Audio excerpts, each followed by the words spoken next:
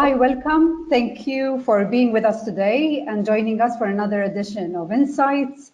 We're together with Roberta, my colleague, and our guests today, Kai and Robert. Hi, welcome. Guten Morgen. Hi. Guten Morgen. From TESS AG that have joined us to discuss the lessons learned and success stories that the company has been through the COVID pandemic, both when it started and now whilst we're transitioning, not only as a country, but I think as the whole world is transitioning to the next phase of the COVID pandemic. Thank you, Kai and Robert, once again. Thank you for joining us. And perhaps you would like to start by introducing a little bit TESS. I know that TESS, it's an outsourcing company focusing on customer service, primarily established the head office in Leipzig, but definitely you have more details to share with us today. Yes, for almost around about 30 years, and today with around 700 employees, the TESS AG is one of the largest family-run companies in the PBO business in Germany, meaning business process outsourcing, as you said, Nadja, mainly for customer service. As a certified CRM provider, certified means we're certified by the German TÜV, which is the German Technical Inspection Association, with a strong focus on bank and assurance industry. That means that every process has to be in accordance with ISO standards and so on.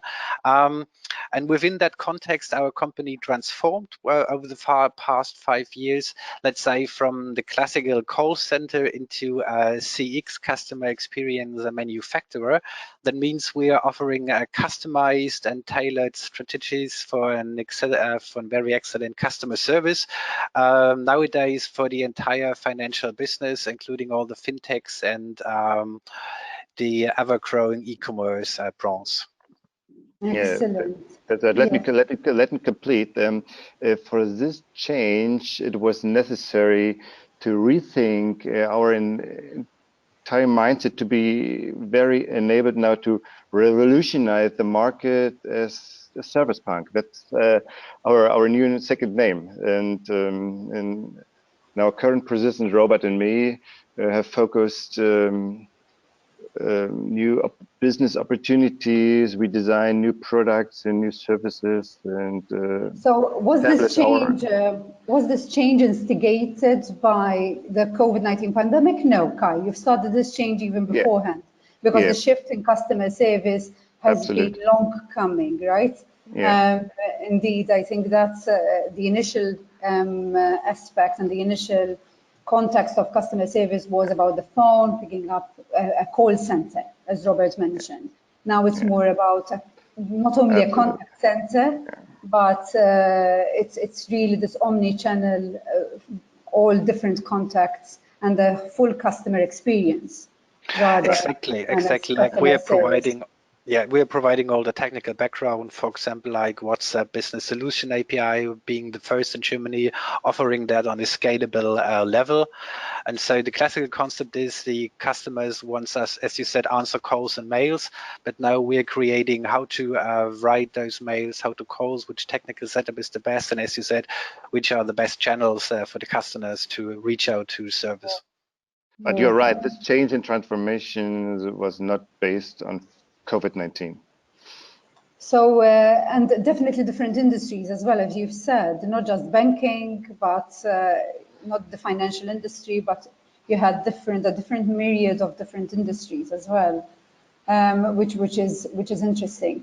Now, taking the conversation a little bit back to perhaps February this year, when this COVID pandemic started.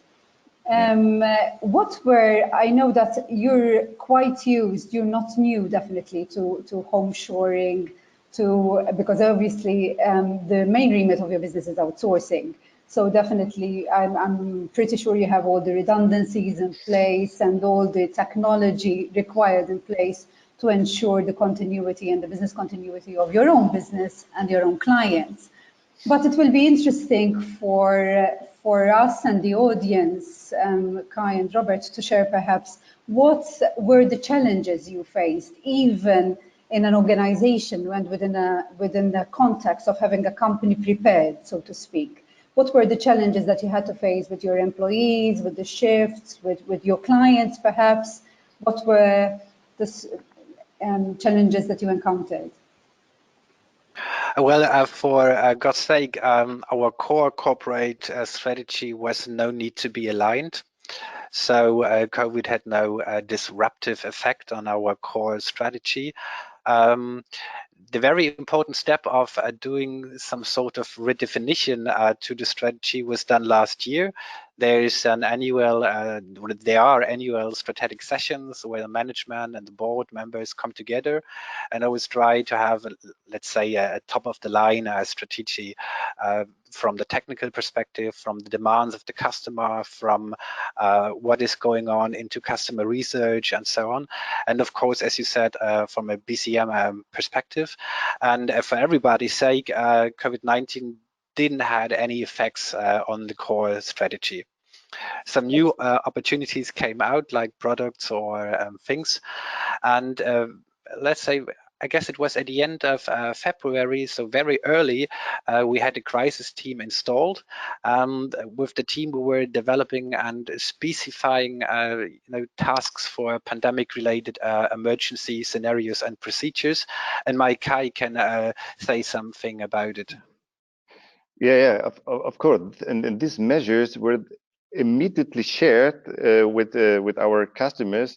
We were happy that we had consistent contingency plan ready in time, because they didn't have it in February, right?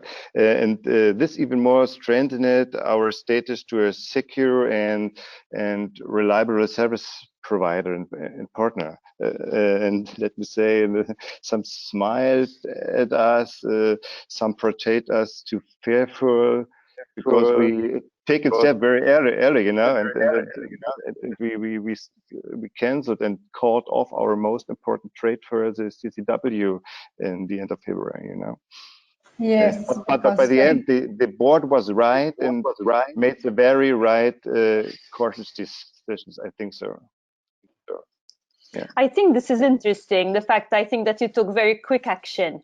So being agile, I think, again, another theme that emerges from one Insights episode to another, which also highlights the importance of good leadership. And in this regard, maybe it's also interesting to see how there's a culture of and a style perhaps of leadership which is ingrained within the organization, because you also mentioned these strategy sessions which are held every year between management and the board. So perhaps because of this history within the company, you were also able to take these quick decisions, would you say? Yes, very right. As you said, the leadership is one of the main piles in the construct of a good company. And I guess, speaking for all of our managers and team leaders, team leading and managing people are not only just key factors to employee or for employee satisfaction or KPIs like fluctuation, attrition, or the very right motivation in the very right moment for the individual employee.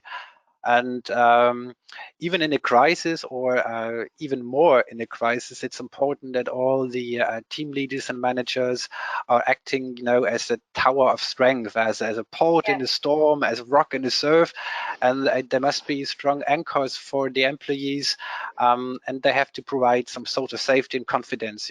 People, the employees come from home with all the mass media information, maybe fear about the pandemic, and it's very important to have leaders here that take away this stressful moment, because we think that employees, or that only employees can deliver a reliable and remarkable performance if they feel protected and if they are, let's say, appreciated with their fears and needs, longings, all things triggered by the crisis. So even though leaders are always present, but even more so and even more important, I think, Robert, that's what you highlighted. And yes. And I think that's extremely important, an important point to share. And like Roberta mentioned, which has previously been mentioned by our participants as well, that leaders have to be present and make themselves to provide the confidence, to provide the comfort, to provide the security, because obviously everyone is going through a different mindset. Everyone has a different mindset. So having a leader trying to realign all the different mindsets, that's extremely important. Did you feel that your presence or the presence of your leaders had to be more frequent? Did you have to increase or was something part of your structure already? Well, as you said, the importance of leadership was pushed to a new level. And we're talking about a remote leadership, which is new for all the employees in home office. So of course, we needed new structures for that.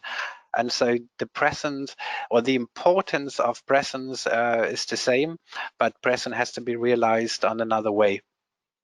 So how about the answers to our employees to a time where they need it, you know? I know the family Geyer as well. I know them very well and how closely knit they are with the employees. Very nicely they blend in and they make themselves very present, and that is remarkable, I must say. But apart from that, so all your employees were home-shored immediately as soon as the pandemic started? Or did you have a hybrid approach? Were your employees working from home in February immediately, or did you have some at the office and some at home? Of course, around about 2/3 of the employees were enabled to start working from home just after the first meeting of the crisis team, right? And all upcoming technical challenges and issues were solved by our IT department. And since it affected a large number of employees, you know, and of all ages and capabilities, and that had to be done, things in 16-hour shifts, you know, by our IT guys, and it paid out of FLU specialists and on board to be independent from any outside services. And but in 1 week, the job was done. Amazing. Yeah. Very quick and radical change. Hey, did you encounter any resistance to this change? Well, yes and no. I mean, let's say half a year before the pandemic broke out, no one thought it would work or it would be possible to push so many employees in home office. The concerns were about, will they work at all? Will the quality be sufficient for our customers? Will the service level be all held in? So of course it was a big change, and for all employees we updated our framework in the sense of code of conduct, and we aligned all the rules of cooperation. Like, we were using Microsoft Teams since then, and made a strong approach to use it in the right way, not as a kind of fill-up tool. So we made sessions and we created rules how to use Teams. And I guess it's important that employees have a clear and distinct direction where to go for the home office. You can't just send them away and say, do your home at work. If you don't do that, they will just be left overstrained, you know. And for us, our employees are our most valuable asset that we have. It's not the technology, it's more the employees. And having them in an overstrained condition is no desirable condition for us from the perspective of our BCM.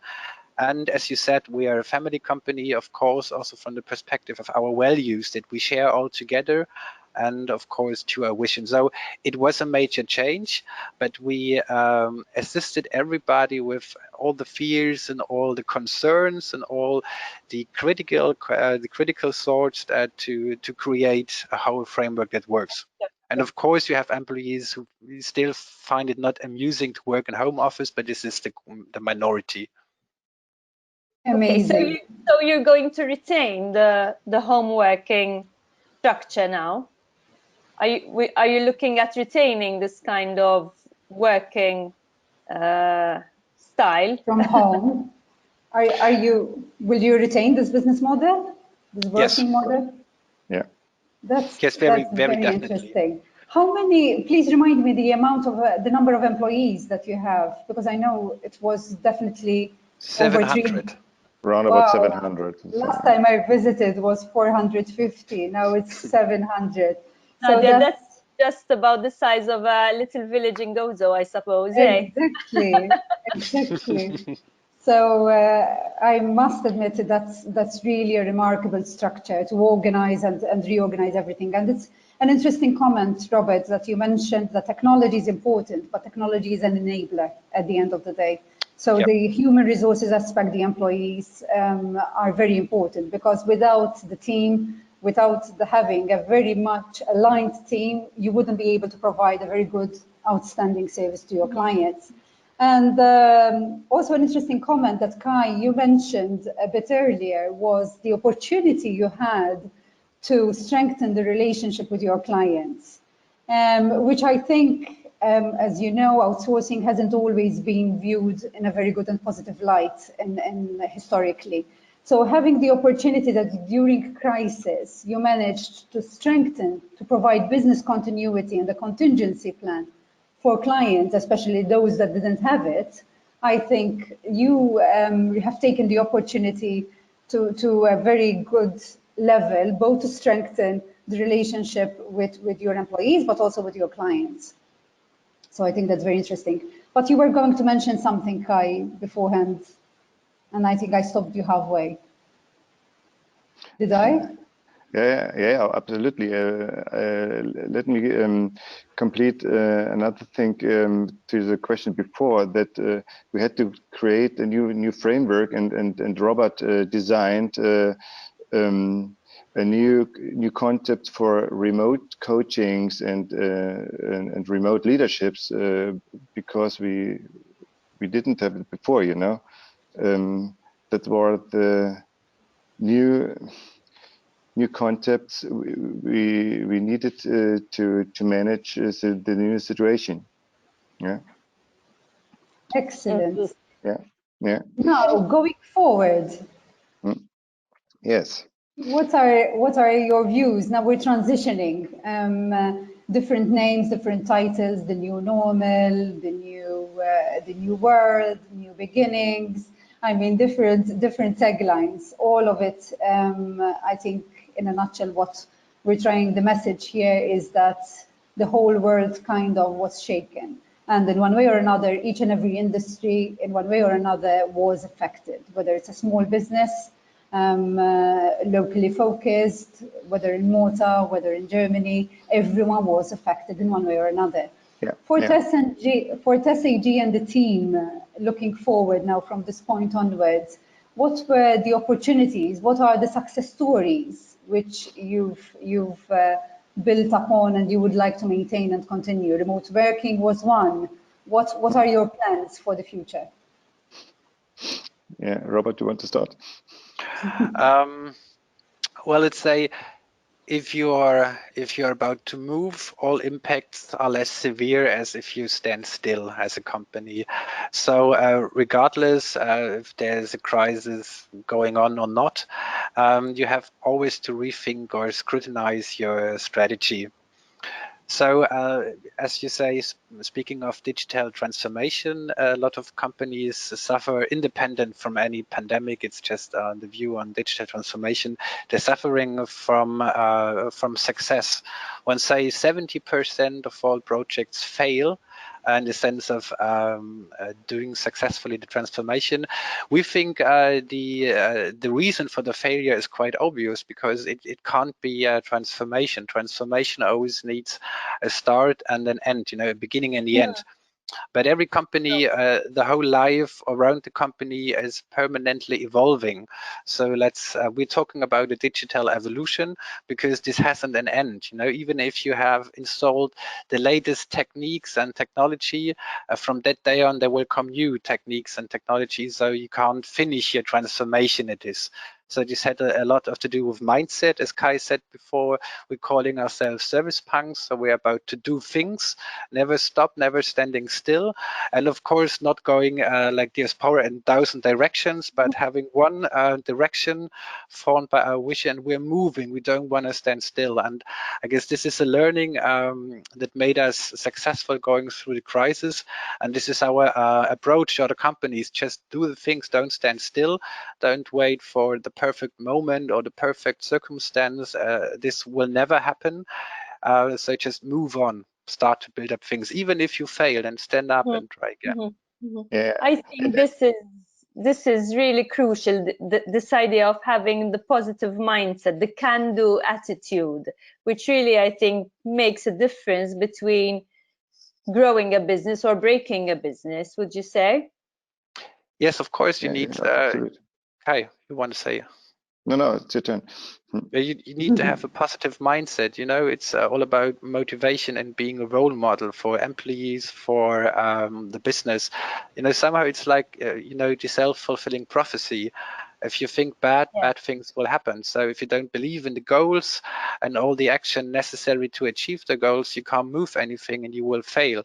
So thinking positive is not naive. It requires mental strength and a strong resilience. And especially in time where no one can even predict tomorrow's events, then you need to be shining as a leader, as a manager, as a company, and you shine by moving with the sun, not falling into the shadow. Amazing. How poetic. Amazing. To the question before, we didn't change our business strategy after COVID-19, and in contrary, for our opinion, COVID-19 was more some sort of booster for many digital processes that our customers often found difficult before, often under the guise of GDPR, you know, but in reality they were just the old dinosaurs and the three wise monkey, you know. I think so. And we told always, situation has shown us that we have a business continuity management installed in our companies. No matter if we have a situation like Corona like that, maybe something of you lost the large customers or natural disasters like tsunami, earthquake, or whatever, or the sudden death of the boss. I know somebody can hardly wait, but you know what I mean, you know. Yes, I think what you're saying. You have to be prepared. What you're saying, exactly, what you're saying, Kai, is something which myself and Roberta, we discussed at great length, which I think is building sustainable business models. Whereas before we're used to, okay, building a model because there is a demand or building a model because of a particular situation. But I think what the pandemic has given to TASAG is definitely, it has proved that your concept and your structure is really solid and resilient and sustainable. And that is amazing for every company to be able to build towards it. And I pick up what Robert mentioned earlier, an evolution rather than a transformation, which is extremely important. We never stop evolving, not as a company, not as individuals, not even as an economy, as now we're seeing. So obviously, having those structures, always thinking, always questioning, even at a board level, at an operational level, at a leadership level, are we going towards the right direction? That's very powerful, I must say. And Roberta has very much at heart sustainability as well in terms of sustainable models. Yes. And I think that's... It also proves, Nadia, that a sustainable business model also has a very strong business case attached to it, because usually we talk about sustainability, maybe we focus more on the impact we're having on the external stakeholders, but now we have also living proof of the fact that when you build a sustainable business model, it's also good for the business itself, you know, the win-win approach, which we always talk about in theory, and we see it now being applied in practice. So that's great. Absolutely, and that's why Robert told us that we should not feel like that we are in a transformation process. We are in an evolution process because there's no end. And you asked me if we have any success stories based on the COVID-19. For example, we designed in the last weeks and in the last 2 months, I think it's a new scaling option. A new scaling option through virtual agent platforms. For example, if you need 200 contact service agents just for 1 or 2 months, you can't deploy it in real life, and so we can use freelancers around the world with the skills you need. And so now you have that opportunity as a service as well, to be able to address the peaks and the troughs. And I told you that COVID-19 was a booster, and we could set this is new services because the mindset of our customers has changed. We've always rejected this option, of scaling. Indeed, I remember my days in the call center days, and obviously outsourcing too. And is it multilingual as well, Kai? Is this opportunity providing a multilingual service? Wow, that's really amazing. It's true. I feel. And we got the experience. Sorry, we needed. We're excited today. We needed a huge number of German native speakers, and we got agents around the world from Latin America, Africa, Asia, and wherever. It was a great experience for all of us. And with a native speaker quality. Of course, that is very important. And so will this give you now the opportunity and the stepping stone as well to accelerate your internationalization process? Because I know that TAS has always been on that path, not to internationalize and be more available, not only in Germany, because I know you're very strong within that market, but also beyond. Is this something which will help you accelerate that process? It was not too sure. Necessary. No, it was necessary. I guess it enhances our ability to offer more flexible solutions for our customers. Excellent. From a short-term perspective or even from language. I guess this is something that broadens our offers. But there's no direct connection with an international growth, just to have the ability to work with these virtual agents worldwide. So it's more of a service provision. The proposition of being more flexible, more obviously more open to different customers' needs. So whatever they require at that particular point in time, they can scale up or downsize or right-size right again, depending on the requirements. That's amazing. To provide also technologies, not only services. Robert told you that we have transformed to a customer experience manufacturer, and that's why we provide not only services like before, also technologies or like a model system for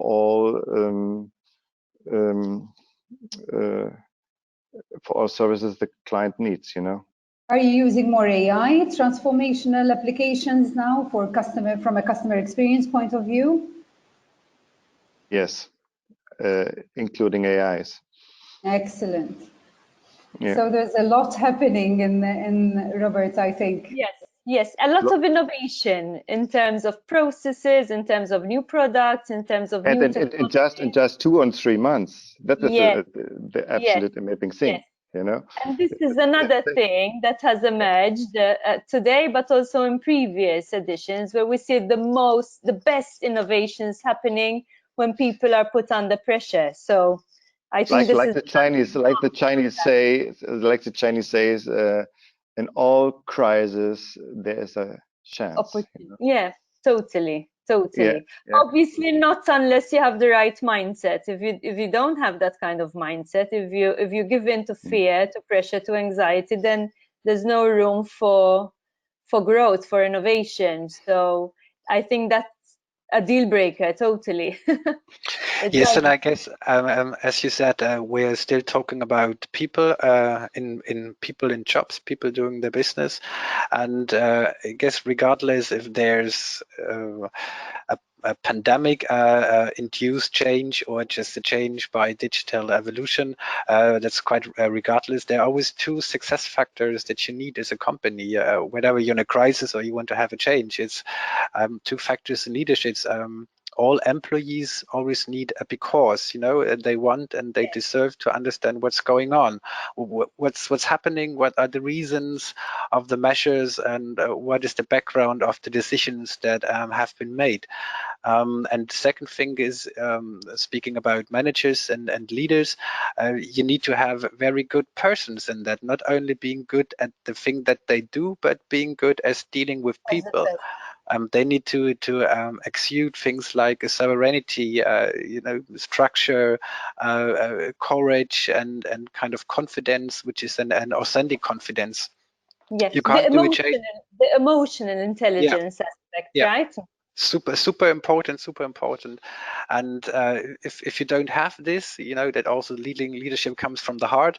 There will be chaos. There's brinkmanship. There's it just leads to the very opposite of what you want to have, and this is then frightening the employees, and of course then the result will be reduced performance, increasing sickness rate, or even the termination. So always have your employees on board wherever you are traveling. I think that's excellent. These are our key takeaways today, Nadia. Amazing, indeed. I think we've learned quite a lot. Thank you for sharing your stories with us, Robert and Kai, with myself and Roberta. I think we have a lot to share even with our audience. The fact that there's resilience, the importance of leadership, the importance of management, the importance of structure, of evolution rather than transformation. I think that was a big one in my case. So I wish you all the best. Thank you. In the future upcoming months for TESS AG and the team. Well done to all of you. I hope to meet up somewhere in Europe very soon, and we will share a beer or something, or a glass of wine. And thank you for being with us. I'm also very happy to know that the outsourcing world is, and the mindset has shifted, that customers, that companies, that clients are becoming more accustomed to look for additional help from experts, from customer service experts. And I'm very happy about that. Yeah, not only for the outsourcing business. I think everything has changed. And for myself, but all strategize, and I think we're wondering anytime maybe COVID-19 was a necessary break or a lucky change, because we see a rethinking all over the world right now. Yeah. It's true. It's true. So let's hope we stay on that path now, and let's not forget our lessons. And take the opportunity to change. Robert, would you like to close off and wrap up any comments which you have? Yeah, always expect the unexpected. Always be aware that things will not go as you want to go them. So be flexible, be agile, have a positive mindset, and keep in mind that you can't only change things together. No one can change things alone. So you need your colleagues, you need your companies, and you need to share knowledge. This is, I guess, my important message: share knowledge. Excellent. Thank you very much. I yes, have also a message at last that, how can I say, in the last years, we all was chasing highs and economic records all the time, 24 hours, the last decade, and we all neglect our private life, me too, and the health and the nature, and we lived in a kind of frenzy, yeah, and I hope that in the future we recognize now that we can redefine growth. How can I say, more and more with sustainability, you know, and the cradle-to-cradle business to more independence. That is the change we have Very used. powerful messages. Thank you very much.